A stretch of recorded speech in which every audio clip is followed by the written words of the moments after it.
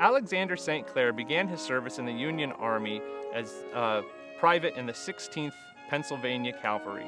He then transferred into the 43rd United States Colored Troops, where he served as a lieutenant in some of the heaviest fighting in the war in Virginia. The 43rd United States Colored Infantry served at the Crater, Boyd & Plank Road, Weldon Railroad, and were even at Appomattox at the time of the surrender, April 9, 1865. Perhaps the most intense engagement the 43rd was involved in was at the Battle of the Crater on July 30th of 1864. Here, Sinclair and his regiment took part in the heavy fighting around the mine explosion that took place outside the lines of Petersburg. The Battle of the Crater exemplifies many of the challenges black troops faced serving in the Union Army, and one of the men who served with St. Clair remembered the following of this battle.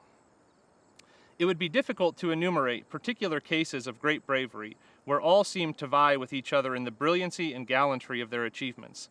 Colored non-commissioned officers fearlessly took command after their officers had been killed or were borne severely wounded from the field, and led on the attack to the close. As each brave color bearer was shot down, another and another would grasp the national emblem, all riddled with balls, and plant it further on the enemy's line. In this terrific engagement, this battalion of the 43rd had its colors almost entirely cut up by the fire, and the color staff splintered and broken. It was afterwards discovered that the missing men were rendered helpless by reason of severe wounds, and whom the rebels deliberately put to death on the field by bayoneting. Black troops were not considered prisoners of war by the Confederate government. They were considered escaped slaves in armed rebellion against their masters, and thus were not treated as prisoners. They were often murdered after the battle or were sold back into slavery.